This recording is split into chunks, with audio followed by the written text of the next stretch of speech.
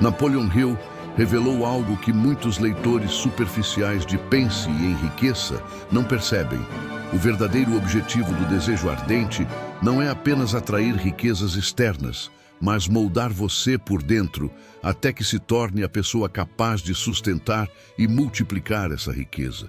O desejo, quando trabalhado com fé e persistência, não transforma apenas sua conta bancária, mas seu caráter, sua disciplina, sua visão de mundo.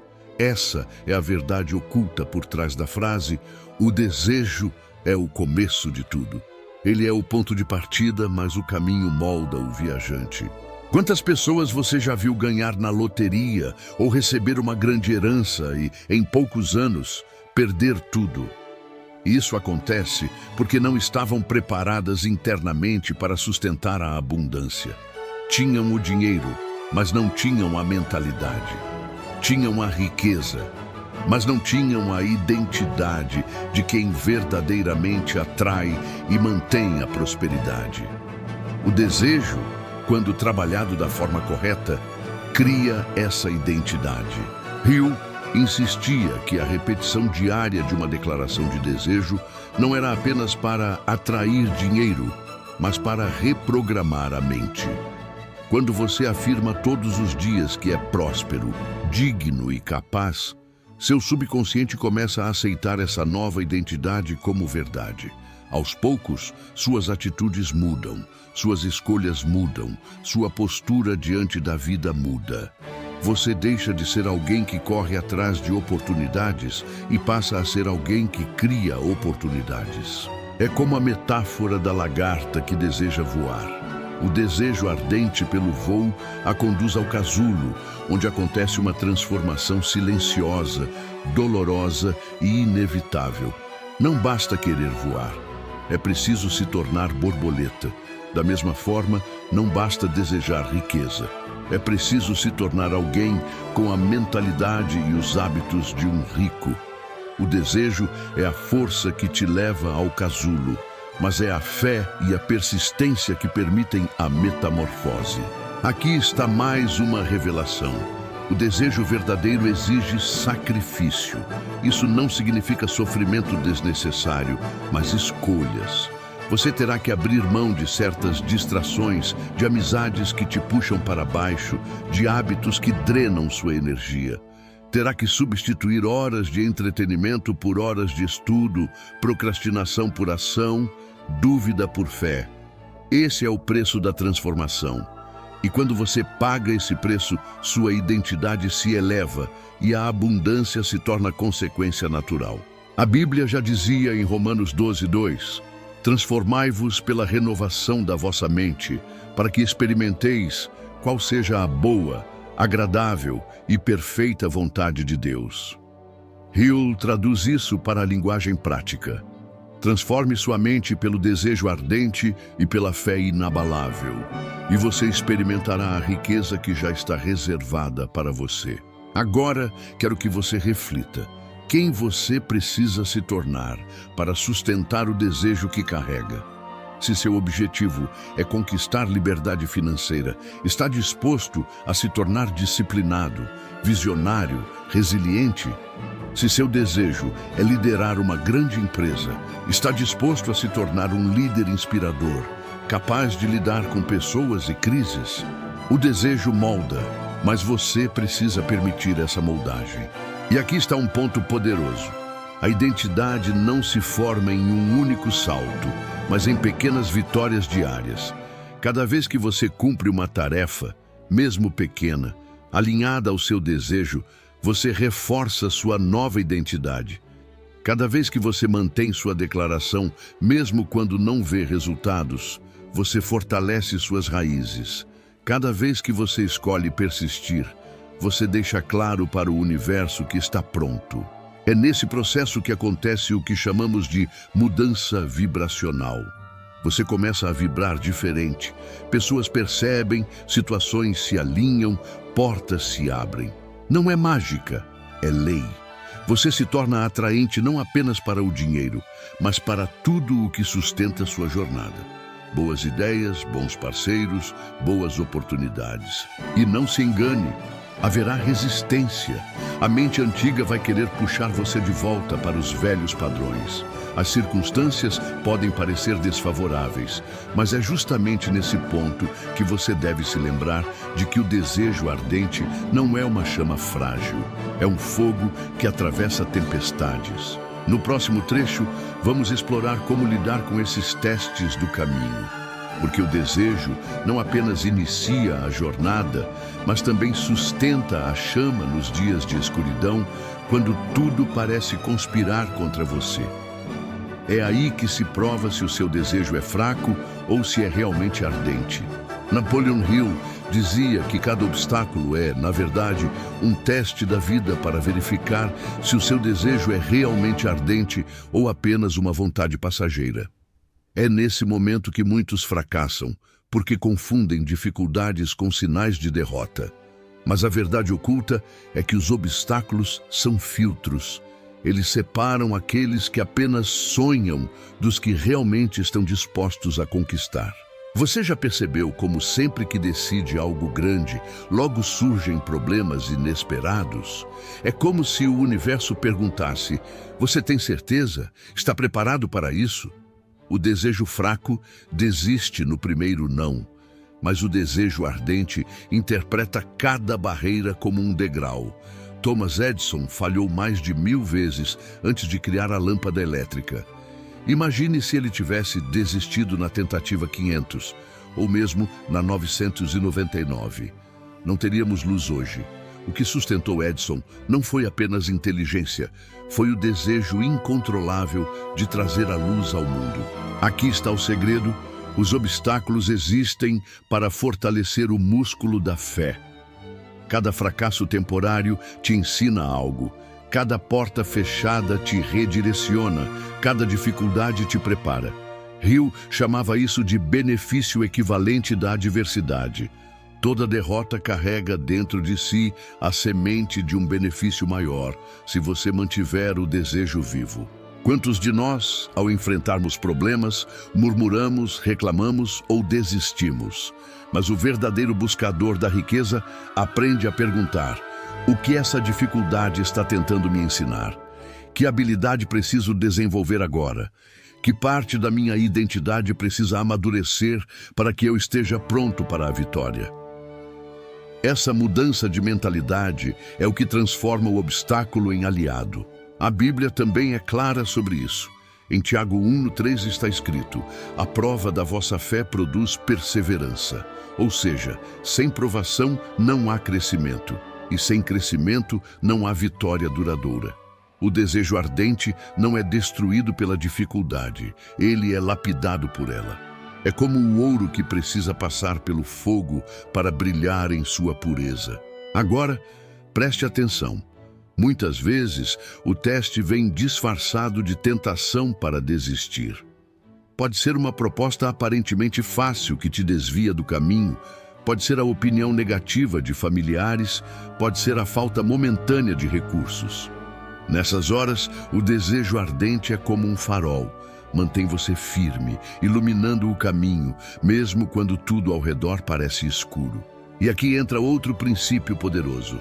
A persistência é o parceiro inseparável do desejo. Desejo sem persistência é chama fraca que o vento apaga. Persistência sem desejo é esforço sem direção. Mas quando ambos se unem, criam um poder irresistível que atravessa qualquer barreira. Hill estudou isso e concluiu que todas as pessoas que alcançaram grandeza tinham essa combinação.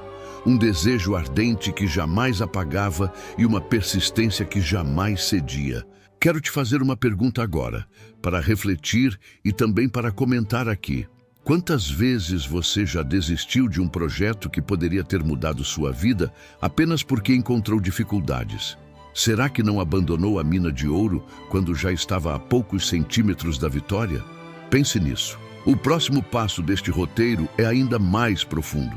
Vamos falar sobre como o desejo, ao atravessar os testes e obstáculos, desperta em você uma força interior que se conecta ao que Hill chamou de sexto sentido.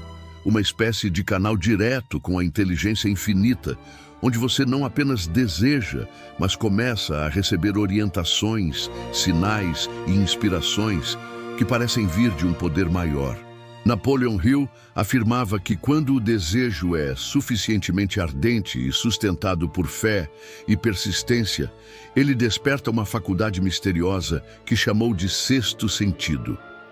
Esse sexto sentido não é apenas intuição comum. É um canal invisível de comunicação com a inteligência infinita, uma ponte entre o consciente humano e a sabedoria divina. É nesse ponto que a jornada do desejo transcende a lógica e passa a operar em um nível espiritual. Hill descreveu esse sexto sentido como a porta de entrada para o templo da sabedoria. Ele não pode ser entendido apenas pela razão, mas pode ser experimentado por qualquer pessoa que mantenha o fogo do desejo aceso. É aquela sensação de que uma voz interna guia seus passos, de que ideias surgem no momento exato, de que coincidências impossíveis começam a acontecer. Muitos chamam isso de sorte. Hill chamava de conexão com a mente universal. Pense em quantas vezes você já teve um pressentimento que se confirmou, uma ideia repentina que resolveu um problema, ou um encontro inesperado que mudou o rumo da sua vida. Isso não é acaso. É a inteligência infinita respondendo ao desejo que você planta e rega com fé. O desejo cria a vibração, a persistência mantém a frequência e o sexto sentido traduz em sinais e inspirações o caminho a seguir. Mas aqui está a verdade oculta. Esse sexto sentido não se manifesta em desejos fracos ou confusos. Ele responde apenas quando existe clareza e intensidade. O universo não grita, ele sussurra. Se sua mente estiver cheia de ruídos, medo, dúvida, distrações, você não ouvirá. Mas se o desejo for puro, se a fé for firme, essa voz interior se torna clara como um farol na neblina. A Bíblia reforça isso em Isaías 30, 21. E os teus ouvidos ouvirão a palavra que está por detrás de ti, dizendo: este é o caminho, andai nele. Essa é a promessa da intuição divina. Quando seu coração está firme, você não anda sozinho. O desejo ardente abre os ouvidos da alma. Muitos líderes, cientistas e artistas admitiram depender desse poder invisível. Andrew Carnegie, mentor de Hill, dizia que suas melhores ideias surgiam como lampejos repentinos em momentos de calma. Steve Jobs, décadas depois, afirmaria que sempre confiou em sua intuição, mesmo quando parecia loucura. Esse é o sexto sentido em ação, sempre guiado por um desejo ardente que mantém a mente conectada ao fluxo criativo universal. E talvez você se pergunte: como posso ativar esse sexto sentido em minha vida? O caminho é simples, mas exige disciplina. Primeiro, defina claramente o seu desejo. Segundo, alimente-o todos os dias com visualização, declarações e emoção. Terceiro, pratique o silêncio interior. Reserve momentos diários para meditar, orar ou simplesmente ouvir. É nesse espaço de quietude que a inteligência infinita fala. Mas atenção, a resposta pode não vir como você espera. Pode ser uma ideia súbita, uma pessoa que aparece, uma situação que se desenha, um livro que chega em suas mãos no momento certo. O sexto sentido não entrega pacotes prontos. Ele dá pistas, direções, empurra você para as circunstâncias corretas. Cabe a você agir, interpretar e confiar. Aqui está um detalhe que Hill destacou. Quanto mais você confia nesse sexto sentido, mais forte ele se torna. É como um músculo espiritual. No começo, pode parecer frágil, mas com prática, ele se torna uma bússola infalível. E quando você aprende a segui-lo, a vida começa a fluir em sincronia. Você deixa de correr atrás das coisas e começa a atrair o que precisa. Agora, imagine como sua vida seria se cada decisão importante fosse guiada por essa sabedoria invisível. Imagine escolher negócios certos, relacionamentos que elevam, caminhos que parecem feitos sob medida para você. Isso não é fantasia, é a consequência natural de um desejo ardente, alimentado por fé, persistência e abertura ao sexto sentido. E aqui chegamos a mais uma verdade oculta. O desejo não é apenas o começo de tudo, mas também o portal que abre o caminho para que a inteligência infinita participe da sua jornada. Sem desejo, não há movimento. Com desejo ardente, você aciona forças invisíveis que conspiram a seu favor. Na próxima parte, vamos explorar como alinhar o seu desejo com um propósito maior, porque é o propósito que transforma o desejo individual em uma missão capaz de impactar o mundo. E é isso que gera não apenas riqueza, mas legado. Até agora, vimos que o desejo ardente é o início de tudo, que precisa de persistência para atravessar os testes e que, quando alinhado com fé, desperta o sexto sentido e conecta você à inteligência infinita. Mas existe um nível ainda mais elevado, quando o desejo deixa de ser apenas sobre ter e passa a ser sobre ser e servir. É nesse ponto que ele se transforma em propósito, e é aqui que mora a maior revelação oculta por trás do ensinamento de Hill. Hill descobriu em suas entrevistas que os homens e mulheres mais bem-sucedidos não apenas buscavam riqueza por si só. Eles tinham uma causa, um propósito maior que o dinheiro.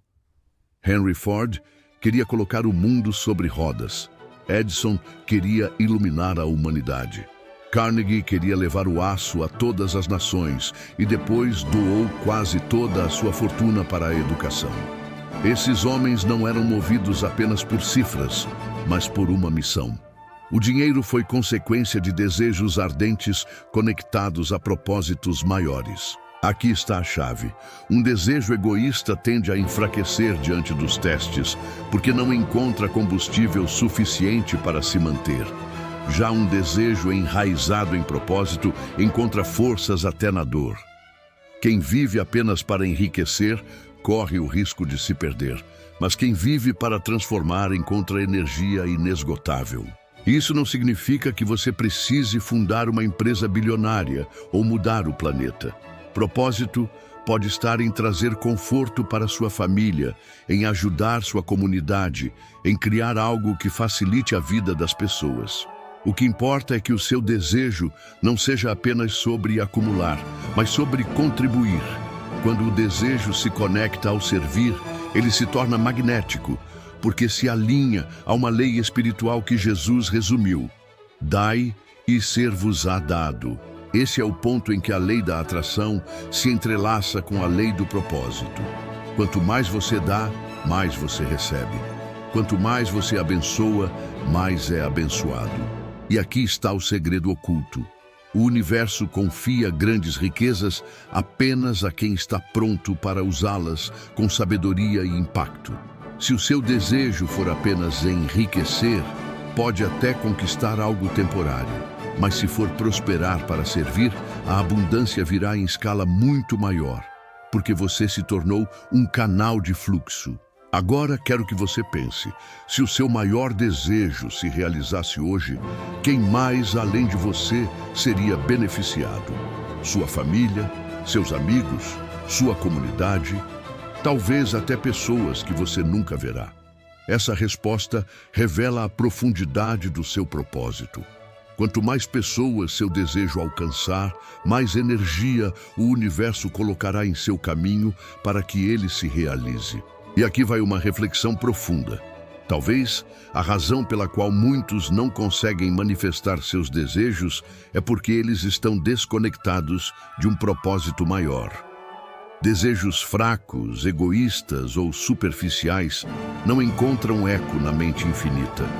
Mas quando o desejo vibra em sintonia com o amor, com o serviço, com a criação, ele se torna imparável.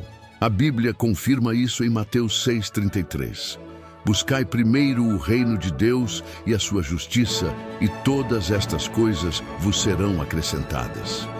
Hill traduziu esse princípio ao mostrar que o desejo precisa estar alinhado com valores mais altos. Não basta desejar riqueza, é preciso desejar riqueza com justiça, com propósito, com contribuição. E aqui está o que poucos percebem. Quando você encontra propósito, a jornada deixa de ser fardo e se torna prazer. O trabalho deixa de ser obrigação e vira missão. O esforço deixa de ser sacrifício e se torna privilégio. Porque cada passo dado no propósito traz satisfação imediata, antes mesmo da chegada da recompensa material. Pense em sua própria vida. Qual é o propósito que pode dar força ao seu desejo? O que faria você levantar todos os dias com entusiasmo, mesmo diante de dificuldades? Qual causa é grande o bastante para sustentar sua chama quando tudo parece desmoronar? Essa é a pergunta que transforma o desejo em legado. Na próxima parte, vamos mergulhar ainda mais. Como, ao alinhar desejo e propósito, você se torna parte de um fluxo de abundância ilimitada, onde o dinheiro deixa de ser o objetivo final e passa a ser apenas uma ferramenta para manifestar algo muito maior. Quando desejo e propósito se unem, nasce um poder que Napoleon Hill chamava de força irresistível. O desejo ardente já é uma chama poderosa, mas quando ele é colocado a serviço de algo maior que você mesmo, ele se transforma em fogo inextinguível. É nesse ponto que a abundância deixa de ser um objetivo distante e passa a ser uma consequência natural, porque você se conecta a um fluxo infinito que não depende apenas do seu esforço individual, mas da lei universal do dar e receber. Hill observou isso na vida de todos os grandes que estudou.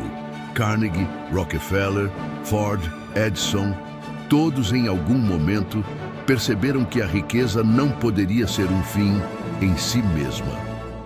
Quando começaram a usar seus recursos para impactar mais vidas, a prosperidade multiplicou-se ainda mais. É como se o universo dissesse: se você é um canal de bênçãos, então posso derramar mais através de você. O dinheiro se torna como a água. Ele flui naturalmente por rios que estão abertos, mas se estagna em recipientes fechados. E aqui está a verdade oculta.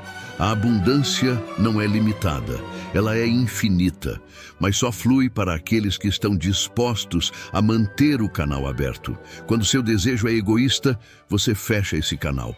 Quando seu desejo é movido por propósito, você se torna parte da corrente. Por isso, Hill dizia que riqueza não é apenas ter dinheiro, mas estar em harmonia com a inteligência infinita que cria todas as coisas. Agora, pense como isso se aplica à sua vida. Talvez você tenha desejado riqueza apenas para sair das dívidas, para comprar coisas, para ter segurança. Esses são desejos legítimos, mas ainda pequenos. Quando você amplia o propósito e diz: quero prosperar para dar melhores condições à minha família, para ajudar pessoas que precisam, para deixar um legado, sua energia se expande, sua vibração se eleva e o fluxo começa a se abrir. A Bíblia reforça isso em Provérbios 11:25. A alma generosa prosperará, e aquele que dá a beber será descedentado.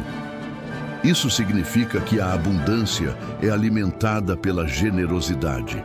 Não se trata de dar o que sobra, mas de viver com a consciência de que tudo o que você recebe pode e deve multiplicar vidas. Mas não confunda. Propósito não é desculpa para deixar de desejar riqueza.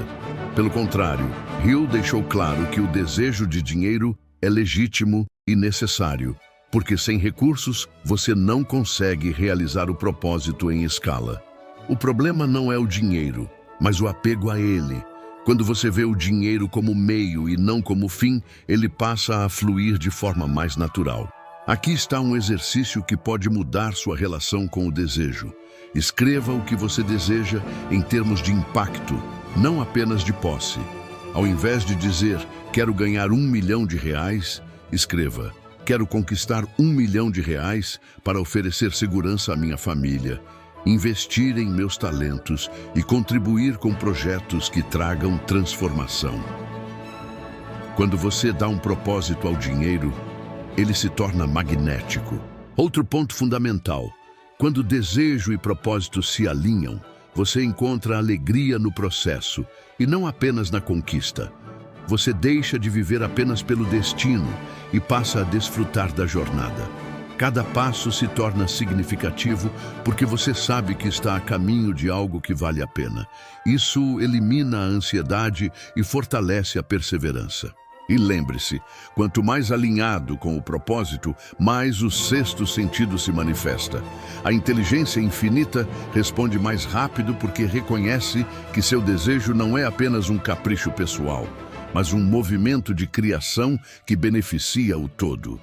Você se torna co-criador com Deus, participante ativo da obra maior.